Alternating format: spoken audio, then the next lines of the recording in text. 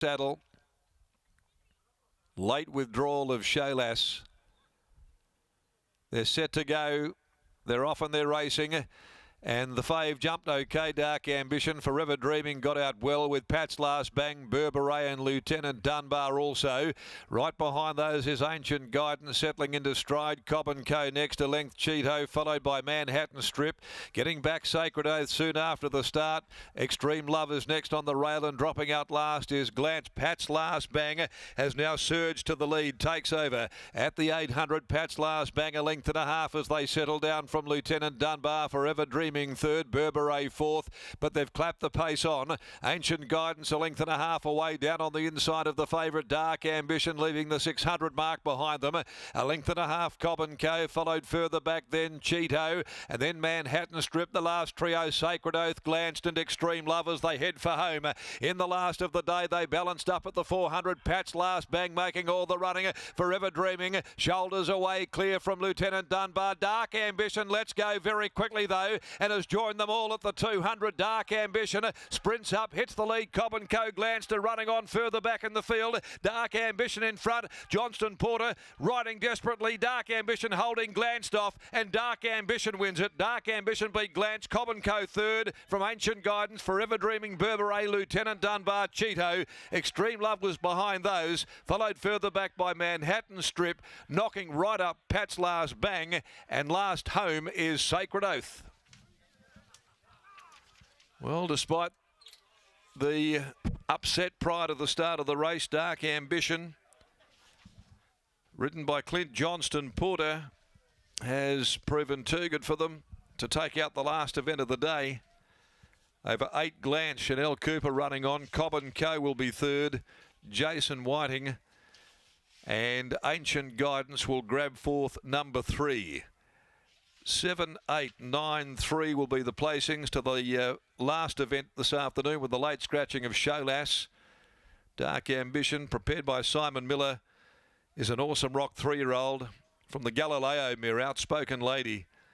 And lining up for just his 7th run, he's now got 2 wins on the board, having run into a nice one in Prince of Darla first up. Dark Ambition, despite the circumstance prior to the race, has still proven too good for its rivals this afternoon for Simon Miller and all of the many owners that are involved in this 3-year-old. Glanced has run second, the Piero mare.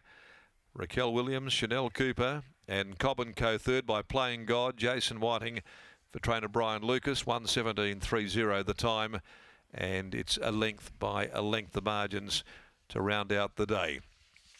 A very good one for Willie Pike, who booted home a treble, but it was Clint Johnston Porter that delivered in the last leg of the quaddie, aboard the favourite in Dark Ambition.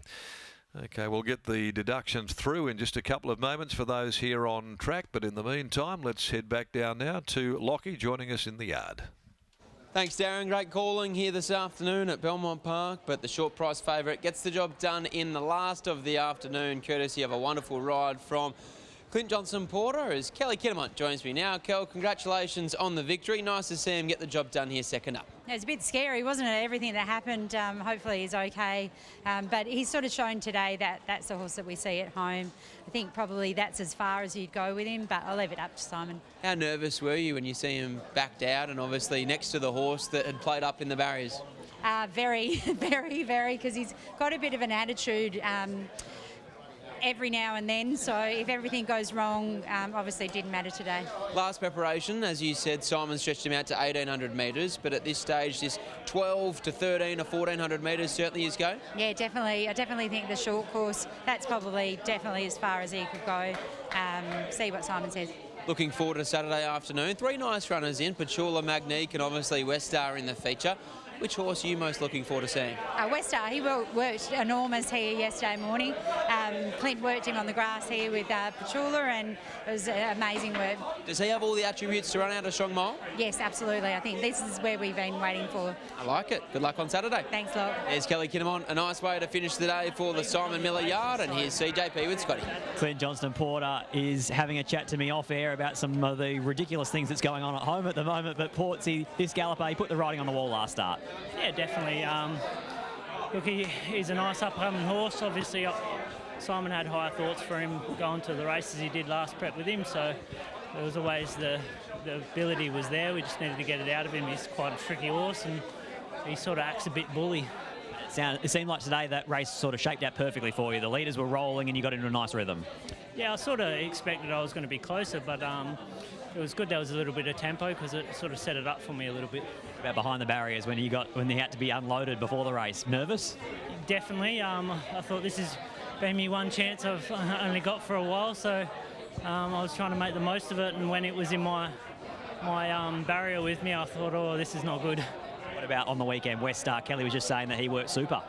Yeah, I was very happy with his work. I got to have a sit on him on Tuesday, and he worked really well, so I think the mile is going to suit him, hopefully, and we'll go from there.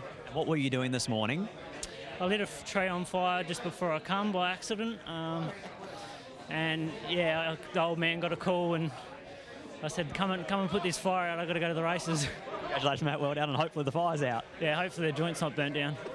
Wow, that's an interesting way to finish the day, Scott. Clinchon supporter, his property might have burnt down. I'm sure everything is A-OK, but he rides out a winner to finish the afternoon aboard Dark Ambition for Simon Miller and a host of very, very excited connections behind us. This is as loud as I've heard the mounting yard here at Belmont Park, especially on a Wednesday in a long, long time. Exactly right, with the roof over the top of the head, it really does reverberate from the top and the bottom. It's very loud here at Belmont Park, but Lockie, the highlights of the day, I think Justine Erkland's mare can go through the grades. Not much of her, she's pretty small, but she looks like she's going to work her way through the winter grades nicely. Yep. Arizona Sky, probably a forgive. Prince of Darla, probably a forgive. But I think that form reference race, we came in here today looking forward to all those horses that were out of the Prince of Darla race. I think if you're going to follow a form reference over the next couple of months, anything from first to fifth or sixth in that lineup from Pinjarra a fortnight ago.